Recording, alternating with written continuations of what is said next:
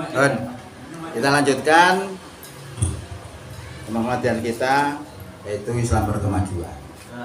Ya, karena sekarang Islam itu macam-macam. Kalau Islam Pancasila, kalau Islam radikal, kalau Islam moderat, kalau Islam Nusantara, kalau Islam apa mana, macam-macam. ATP, macam-macam. Sebenarnya nama-nama itu silakan saja, asal tidak berlawanan dengan. Nah, itu yang penting. Baca nengok, terserah jenenge. Islam KTP atau Al-Quran lah.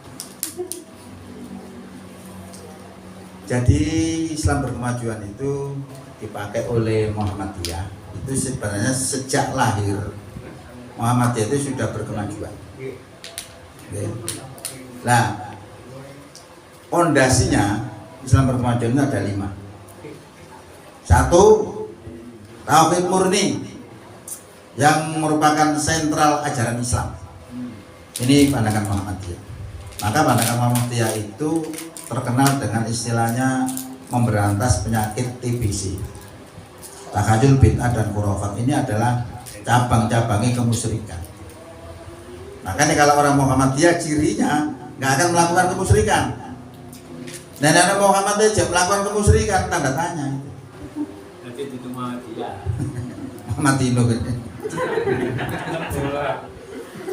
Ya, seperti itu. Jadi gitu. Jadi orang Muhammadiyah tidak akan melakukan kesyirikan. Dan itu memang ajaran Islam. Bahkan ajaran Islam itu mengajarkan sing sapa nglakoni kesyirikan ora bakal diampuni. Ya, kecuali mati sesudah taubat. Umar bin Khattab itu kan begitu. Umar bin Khattab itu gembongin musyrik ya, tapi diampuni karena tobatnya sebelum mati. Yang tobatnya mati, wassalam. Nomor 2, memahami Quran dan Sunnah secara mendalam. Memahami Quran itu banyak. Wangel lah jadi. Quran itu kan ada 7 huruf. 7 huruf itu berarti ada 7 dialek. Misalnya, Siratal ladzina an'amta alaihim, dibaca zirotol pakai za. Itu boleh. Pakai za, tidak pakai sod, tapi pakai za. Itu boleh. Itu namanya dialek. Ya. Majroha dibaca majreha. Boleh. Ya, sama artinya. Itu kan dialek, sama dengan itu. Lanjutkan. Nah, artinya lanjutkan. Itu kan dialek. Nah, itu seperti itu. Lah itu ada 7 dialek. Tapi Quran yang kita pegang sekarang ini distandarkan dialeknya itu standar dialek Quraisy. Nah, makanya kalau kita tidak memahami itu, akhirnya orang ngomong gak menurut dialek Quraisy, keliru, ya kira-kira kita nggak ngerti gitu. Nanti ada seperti itu. Kita harus paham. Terus kalau ngalamin itu alamin dengan ngalamin itu gimana? Apa dialek juga Mas? Itu ngomong kulon Pak. Baca air enggak bisa. Ngalamin. itu dialek yang tidak terdaftar sih sebenarnya itu. Itu ya memang dari saya itu ya begitu. Ada istri saya itu udah nganjuk tuh ngalamin ya, ngalamin. Itu dialek. Tapi dialek itu tidak masuk di kategori ini sebenarnya. Nomor 3, melembagakan amal soleh yang fungsional dan solutif. Amal soleh menurut di Muhammadiyah itu kan membuat panti misalnya, menampung orang-orang yang tidak mampu, atau kita buat rasisme, itu adalah melembagakan amal soleh yang fungsional, yang solutif. Orang sulit-sulit ya dibantu, itu solutif. Nah, begitu. Itu landasan 5 landasan pondasi Islam berkemajuan. Lalu berorientasi kekinian dan masa depan. Jadi kalau Muhammadiyah itu sejak awal coraknya sudah berkemajuan. Contoh, berdirinya Muhammadiyah dulu yang dikerjakan oleh Ahmad Dahlan itu meluruskan kiblat. Ya. Nah, bagaimana cara meluruskannya? Pakai kompas. Kan bisa diukur ya. Dari sini naik Ka'bah itu kira-kira berang derajat 44 derajat beberapa sampai. Itu diukur. Wah, penentangannya luar biasa. Ya, itu sudah menunjukkan kemajuan saat itu. Lalu zaman itu pendidikan itu modelnya pakai sorogan. Sorogan itu ya kayak gini. Di musola, puro, musola itu pakai karena nggak pakai bangku gitu loh. Nah, yang pakai bangku itu Belanda. Nah, yang mau melopori pendidikan yang modern itu ya Muhammadiyah. Maka Muhammadiyah dihidop waktu itu kayak Haji Ahmad Dahlan itu kafir karena niru wong Londo. Itu dulu. Akhirnya dibalik. Sampai datang ke sini tadi berjalan kaki apa naik kereta? Naik kendaraan. Yo naik kendaraan, orang yang jalan kaki ya bodoh itu. Nah, kendaraan itu orang kafir yang membuat. Bingung kan ya. Nah, itu loh, dulu itu penentangan-penentangan juga seperti itu ya. Jadi sejak dulu itu Muhammadiyah coraknya sudah berkemajuan. Nah, sekarang juga berkemajuan lagi, misalnya melihat perubahan bulan itu menggunakan radio hisab. Itu berkemajuan. Sampai dulu itu ada orang yang mempermasalahkan Muhammadiyah itu melakukan bid'ah karena Rasulullah memerintahkan untuk ru'yat, kok dia berani melakukan hisab. Dipanggil orang ini, tidak ngaji. Kalau tidak ngaji diterangkan, dia ketun, menyesal, akhirnya yang diedarkan di internet dicabuti semua oleh dia. Karena dia tidak mengerti penjelasannya. Ternyata perintah ru'yat tadi itu mengandung ilat. Ilatnya apa? Karena umatnya Nabi itu gak bisa nulis dan tidak bisa hisab, maka pantas untuk melihat dengan ru'yat itu. Nah, ini kan harus ngerti kita. Lalu bersikap toleran, moderat, dan suka bekerja sama. Nah, kalau toleran moderat ini sebenarnya kalau sekarang namanya moderasi agama. Nah, ini sekarang digerakkan di mana-mana supaya orang itu berlaku moderat. Tapi sebenarnya saya protes. Masalahnya bukan moderat atau radikal sebenarnya. Masalahnya menjadi orang Islam itu harus bagaimana? Ukurannya apa? Siapa yang patut dijadikan teladan, dijadikan contoh Islam yang baik gitu? Itu perlu. Kalau saya tetap begitu, tetap mengaku bahwa Islam yang terbaik adalah Islamnya Rasulullah. Islamnya Rasulullah itu acuannya Quran. Nah, di situ Rasulullah melakukan toleransi, juga melakukan radikal. Kalau kemudian kita itu radikal kita buang, kemudian kita pakai toleransi saja, itu sama artinya menyembunyikan yang radikal dan membenarkan yang toleran. Sebaliknya, kalau kita terapkan yang radikal saja, kemudian kita buang yang moderat, ya sama. Artinya menyembunyikan sebagian ayat. Nah, seperti ini tidak boleh. Ini penting loh. Maka saya sebenarnya setelah melihat sikap yang seperti itu, hal yang penting itu adalah memahamkan kepada umat ini tentang paham agama. Kalau Rasulullah membawa Quran pertama itu adalah Iqra. Bismi rabbikal ladzi khalaq, khalaqal insana min 'alaq. Bacalah dengan nama Tuhanmu yang telah menjadikan manusia dari segumpal darah. Karena umat saat itu menganggap bahwa Tuhan itu Lata, Uzza, dan Manata. Dikonter dengan Quran itu bahwa Tuhan itu Maha Pemurah, menciptakan manusia dari segumpal darah. Pas gitu. Tapi Rasulullah nggak sadar karena yang memprogram itu Allah. Rasulullah karena terima wes diterapkan gitu aja. Nah, sekarang ini masalahnya apa kalau kita di Indonesia? Beda dengan apa yang dihadapi oleh Rasulullah dulu. Orang di Indonesia itu sudah mengenal Allah semua. Persoalannya adalah karena pemahaman tentang Islam itu beda. Pemahamannya orang-orang Indonesia rata-rata dari Islam itu adalah syahadat, sholat, zakat, puasa, haji. Sudah titik. Nah, itu hadis juga. Tapi kalau kita baca Quran tidak itu banyak isinya macam-macam. Nah, maka saya simpulkan bahwa syahadat, sholat, zakat, puasa, haji itu adalah pemahaman Islam secara khos, secara sempit, tapi secara umum itu melihatnya dari Quran itu. Sebanyak itu saya lihat itu merupakan dokumen politik. Nah, orang yang memahami Islam dari 5 segi tadi itu, kalau memandang politik itu dianggap itu bukan agama. Padahal agama, pemilu itu kan politik, wilayahnya politik. Apakah Islam juga bicara pemilu? Bicara. Contohnya apa? Contohnya Allah sudah memberikan rambu-rambu, nek milih pemimpin milih sing iman.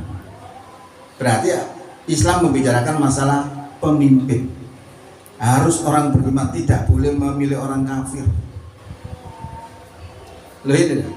Nek kapan sudah diingatkan oleh Allah seperti itu kemudian disogok, milih orang kafir gelem itu namanya suap.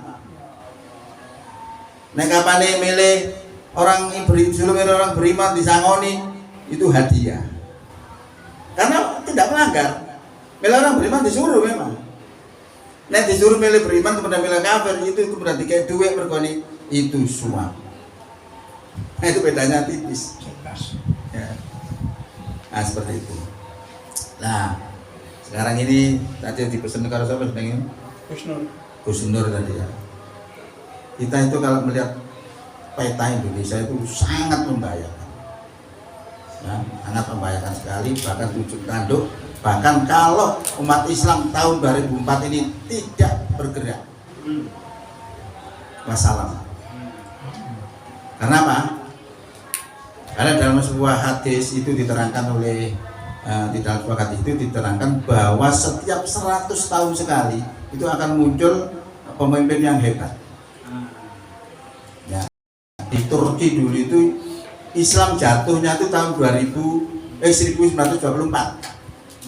Gitu. Nek tahun 2024 ini berarti wis tahun. Iku semuanya Islam ini muncul mana? Kalau pemahaman kita pancet,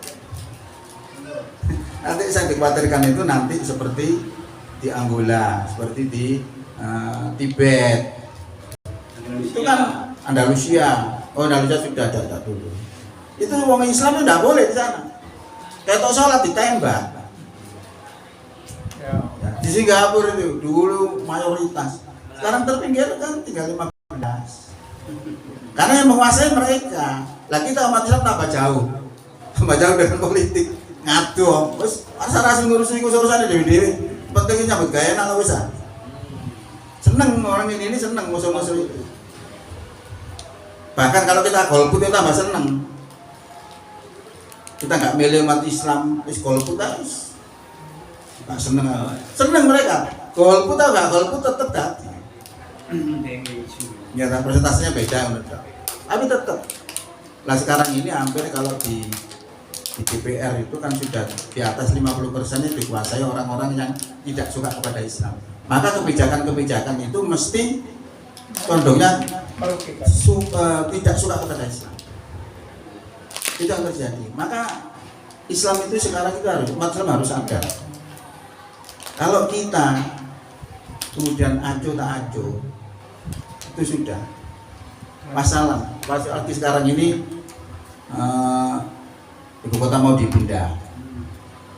Itu sebenarnya memudahkan orang-orang Cina itu masuk. Proyek di Jakarta itu apa namanya? Itu sudah disetting begitu rupa. Ya. Artinya anak kolbung-kolbung bareng enak wis nampani pun. Makanya dengan Anies yang menggagalkan rencana itu sangat benci itu. Apalagi sekarang Anies itu di mana-mana lu dilulukan. Bencinya luar biasa kalau perlu dibunuh itu. Begitu politik itu. Kejam sekali ya. Maka kesadaran kita harus, apalagi kalau partai, misalnya partai golek partai sing cocok dengan Islam, sing cocok dengan Muhammadiyah. Apa ada itu? Ada. Apa cirinya Muhammadiyah? Amar ma'ruf nahi munkar. Gitu. Wal takum minkum ummatun yad'una ilal khair wa ya'muruna bil ma'rufi wa yanhauna 'anil munkar wa ulaika humul muflihun. Dan adakanlah, dan adalah ada di antara kamu itu segolongan umat. Berarti dikongkon bentuk itu organisasi. Adakanlah segolongan umat Ini bahasa Inggrisnya grup gitu ya. Bahasa kita itu persyarikatan boleh. Jadi kalau kita menjadi pengurus di Muhammadiyah artinya kita sudah menerapkan aturan itu. Jadi kalau kita dituduh sebagai pengurus Muhammadiyah tidak segan-segan. Kita berjuang lewat itu. Lewat pengurus Muhammadiyah. Nah, kalau seperti itu maka kita masuknya di situ berangkatnya adalah jihad fisabilillah. Kuat, orangnya pasti kuat. Nek punya kepentingan lain ya sudah. Abot, nek kira-kira karena masukan wis lokro. Ya. Itu. Nah, cirinya tadi itu adalah menyuruh berbuat yang ma'ruf dan mencegah kepada yang mungkar. Mereka itulah orang yang beruntung, kata Allah. Ini dasar yang dipakai mendirikan Muhammadiyah. Qurannya yaitu. Lalu disemangati oleh perubahan. Karena Yai Dahlan itu pergi ke Mekah itu selama kurang lebih 5 tahun. Mulai semangatnya pancet. Ketemu Jamaitul Khair itu, cuman balik mana pulang sekitar 2 tahunan gitu. Pulang berubah, punya semangat juang yang tinggi, lalu dipadukan dengan Quran itu maka mendirikanlah Muhammadiyah. Karena di Jogja itu gudangi klinik. Makanya muncullah istilah yang namanya memberantas penyakit TBC. Nah ini berarti semangatnya Muhammadiyah itu adalah amar ma'ruf nahi munkar. Lah Islam itu menganjurkan, ada mau gak gelem amar ma'ruf nahi munkar. Kemudian apa-apa marino akeh musibah, marino ngelompok dongo gak diterima. Nah. Bahkan kalau orang mau amar ma'ruf itu dipuji oleh Allah. Kuntum khaira ummatin ukhrijat linnas. Kamu itu adalah sebaik-baik manusia yang dilahirkan untuk manusia. Karena apa? Kamu menyuruh berbuat ma'ruf dan mencegah yang mungkar. Jadi orang yang melakukan amar ma'ruf dan mungkar itu dipuji oleh Allah SWT. Bukan dibenci, dipuji. Nah, ini dari sisi Muhammadiyah cocok oleh Islam. Partai. Ya Bapak ada nggak partai yang semangat seperti itu? Lawan ketua. Itu partai yang semangat itu partai Pak Yoso. Karena partai Pak Yoso itu slogannya itu tadi. Lawan kedoliman, tegakkan keadilan. Ini amar ma'ruf. Gitu loh. Gambare sing ya apa? Gambare bintang. Nomornya piro? Nah, ini supaya kita itu dalam berpartai pun juga bernafaskan Islam gitu. Kalau kita anggar partai, kadang-kadang nggak seneng dengan Islam. Nah ini kalau kita lewat di situ semangatnya untuk menegakkan Islam. Allah sudah berjanji, intan suruwaha yang surkum wa yusabit aqdamakum. Jika kamu menolong agama Allah, Allah pasti akan menolong kamu dan akan meneguhkan kedudukan kamu. Jangan lihat orang-orang yang hebat-hebat itu mesti kuat-kuat. Karena itu prinsipnya, kalau mau menolong agama Allah, Allah akan meneguhkan kedudukan. Luar biasa. Okay? Jadi harapan saya itu seperti itu. Mari kita rubah cara pikir kita menghadapi sekarang ini luar biasa sekali. Ya. Nah itu diprediksikan yang masuk ke negeri kita, Cina itu kan diprediksi itu tentara merah bawa tongkat itu senjata. Ini pada saatnya untuk tembakan kita. Nah selama ini rezim kita itu dibeli oleh mereka. Makanya kalau kita tidak sayang kepada bangsa ya seperti pokoknya aku sugih wis beres, hancur, sangat berbahaya sekarang. Meneh budak. Kita lanjut. Kita lihat pengertian Islam berkemajuan. Apa sih Islam berkemajuan itu? Istilah kemajuan atau maju, memajukan dan berkemajuan telah melekat dalam pergerakan Muhammadiyah sejak awal berdiri hingga dalam perjalanan berikutnya. Pikiran-pikiran dasar dan langkah-langkah awal Kiai Haji Ahmad Dahlan sejak meluruskan arah kiblat sampai mendirikan lembaga pendidikan Islam, mengajarkan dan mempraktekkan Al-Ma'un dan membentuk peranata amalia sosial Islam yang bersifat modern, semuanya menunjukkan pada watak Islam yang berkemajuan. Maka dulu dalam apa? Merekrut orang-orang yang punya itu dikumpulkan membuat panti. Itu berpikir modern itu. Nah dalam hal sosial apa? Al-Ma'un. Ara'aital ladzi yukadzibu biddin fadzalikal ladzi yad'ul yatim wala yakhuddu ala ta'amil miskin dan seterusnya itu. Ini sebagai dasar bagaimana menyantuni orang-orang miskin itu ayatnya itu tadi, lalu dikelola dengan secara modern dibuatlah panti. Kira pendidikan yang begitu sampai sekarang luar biasa Muhammadiyah. Pendidikan terbesar di dunia itu Muhammadiyah. Yang namanya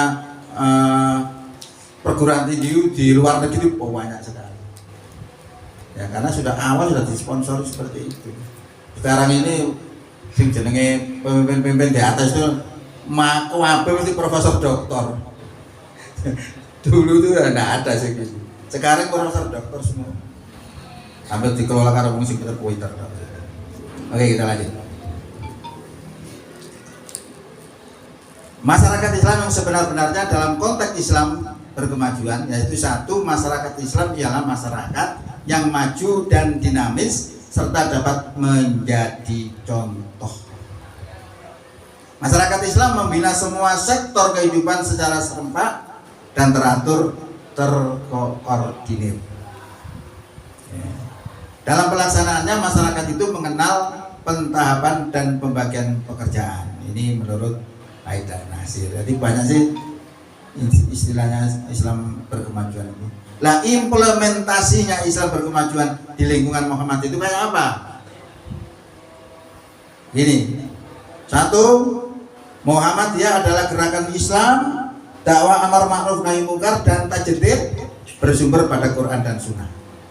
Nah ini banyak yang ingat-ingat. Muhammadiyah itu apa sih? Ya ini. Jadi Muhammadiyah itu secara bahasa adalah pengikut Nabi Muhammad. Nah ini menurut istilah Muhammadiyah adalah gerakan Islam, dakwah amar ma'ruf nahi munkar dan tajdid bersumber pada Quran dan Sunnah. Tajdid itu apa? Pembaruan.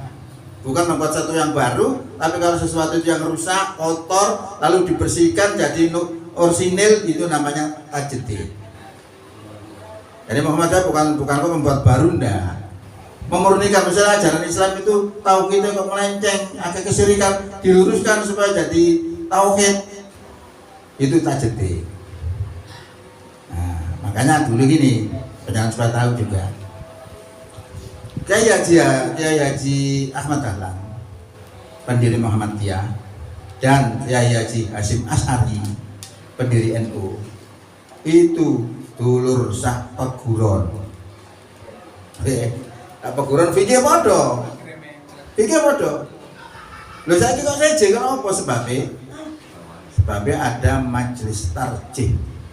Majelis tarjih itu didirikan tahun 1995. Yang membuat satu hukum-hukum dalam Islam itu hadis-hadis ini tidak semua hadis bisa diterima sebagai hujah, tidak, tapi dipilih hadis-hadis yang sahih. Makanya kalau di Muhammadiyah itu kan tidak ada namanya nanti ada nisfu Sa'ban, nggak ada. Karena nisfu Sa'ban itu dianggap oleh Muhammadiyah itu hadisnya itu lemah. Makanya tidak dipakai. Terus ada puasa Rejab. Itu tidak dianjurkan di Muhammadiyah karena itu dianggap lemah. Gitu loh. Jadi kalau di Muhammadiyah itu selalu menggunakan dasarnya itu yang kuat. Gitu ya. Nah, sumbernya Quran dan Sunnah itu tadi. Nah, Quran dan Sunnah itu jadi juga sudah harus ngerti juga karena apa? Quran ini nek kira-kira cukup Quran ayat ini durung cocok. Bisa kadang-kadang berseberangan dengan lain. Contoh aja. Innalladzina amanu waladina hadu wan nasara wasabiina man amana billahi wal yaumil akhir wa amila sholihan falahum ajruhum 'inda rabbihim wala khaufun 'alaihim wala hum yahzanun. Sesungguhnya orang yang beriman, orang Yahudi, orang Nasrani, orang Sabiin, barang siapa di antara 4 orang ini yang beriman kepada Allah, beriman kepada hari kiamat dan beramal soleh, falahum ajruhum 'inda rabbihim, maka ganjarannya mereka itu ada di di sisi Tuhan mereka, wala khaufun alaihim walahum yahzanun, tidak ada ketakutan pada mereka dan mereka tidak bersedih hati. Semua agama sama, pokoknya melakukan tidak. Tapi ayat yang lain mengatakan bahwa begini, wa may yabtaghi ghairul islam madina fala yuqbalu minhu wa huwa fil akhirati minal khasirin. Barang siapa mencari agama selain Islam maka tidak diterima dan di akhirat termasuk orang yang merugi. Loh, ayat ini nek Islam gak bener, tapi ayat yang saya bacakan pertama tadi semua agama sama. Pokoknya melakukan 3 hal. Iman pada Allah, iman pada hari kiamat, dan beramal soleh. Oh, ini penting. Berarti kita dituntut untuk paham dengan Islam, paham dengan Al-Quran. Sunnah juga begitu. Sunnah itu kalau dalam ilmu pengertian ilmu ulama hadis, sunnah itu kalau dilakukan dapat pahala, kalau tidak dilakukan tidak berdosa. Itu sunnah dalam pengertian ilmu fikih. Tapi sunnah dalam pengertian istilah, semua apa yang dilakukan oleh Nabi itu masuk kategori sunnah. Nah, jadi yang dimaksud di sini sunnah bukan sunnah yang dikerjakan dapat pahala, tidak dikerjakan tidak apa-apa, bukan itu. Sunnah apa yang dilakukan oleh Nabi kita Muhammad Sallallahu Alaihi Wasallam. Jadi Muhammadiyah adalah gerakan Islam, dakwah amar ma'ruf nahi munkar dan tajdid bersumber pada Al-Quran dan As-Sunnah. Muhammadiyah asasnya Islam. Dengan karakter tersebut, Muhammadiyah menegaskan dirinya sebagai gerakan Islam yang melaksanakan misi dakwah dan tajdid.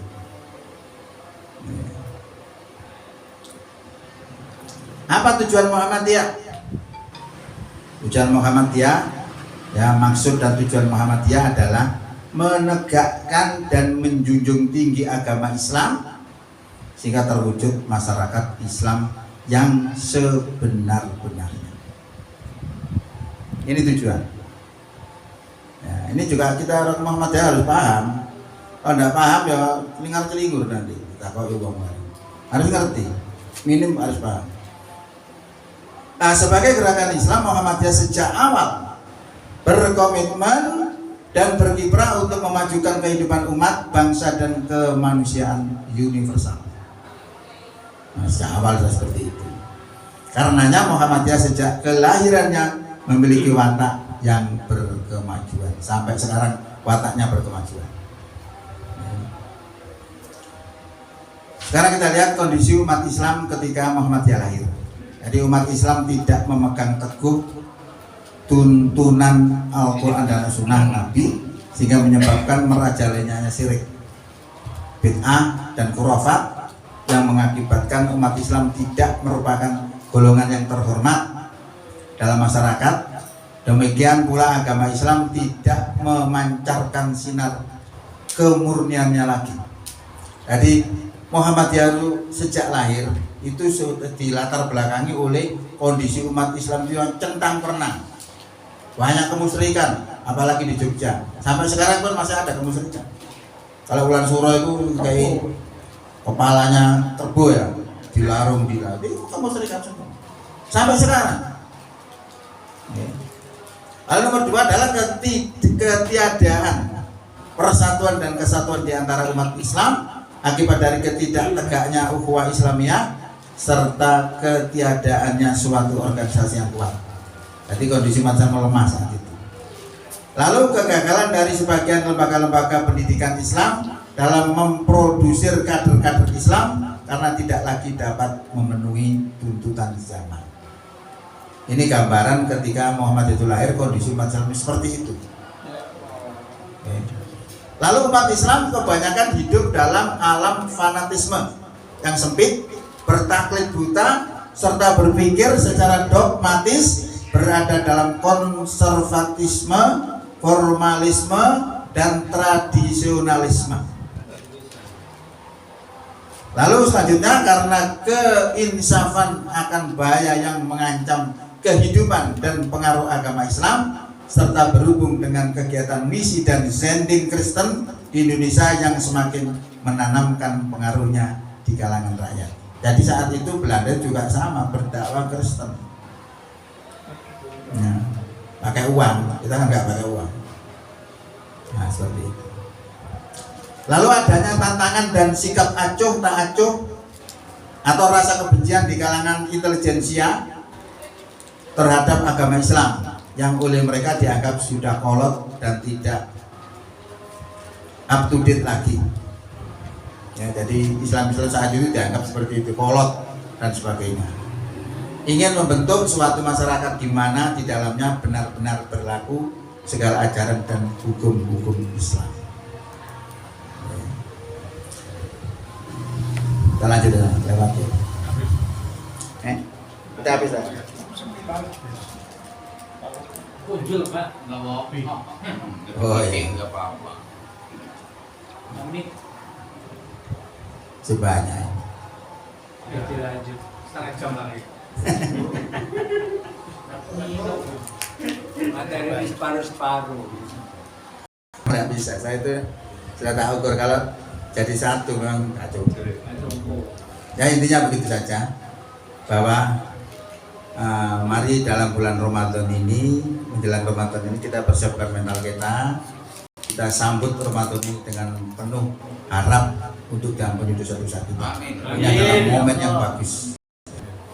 Kemudian terkait dengan Muhammadiyah yang berkemajuan tadi sudah digambarkan bagaimana Muhammadiyah sejak lahirnya sudah berpikir maju. Untuk melihat Ka'bah itu pakai kompas. Nah ternyata setelah diukur itu banyak nggak cocok. Ya derajatnya sudah banyak. Nah orang sekarang mulai ribut masalah kiblat. Udah kalah kaji sahabat oleh Muhammadiyah. Muhammadiyah sudah berpikir seperti itu dulu. Sekarang orang baru ribut. Ya, di depan sudah bagaimana mengatur kiblat sudah sekarang mulai ramai, tapi sudah ketinggalan. Kalah kaji Muhammadiyah gitu. Nah, ini juga merupakan kebanggaan bagi kita bahwa Muhammadiyah itu makanya membuat label Muhammadiyah berkemajuan. Benar nggih? Ada manfaat. Bila taufik walhidayah. Assalamualaikum warahmatullahi wabarakatuh.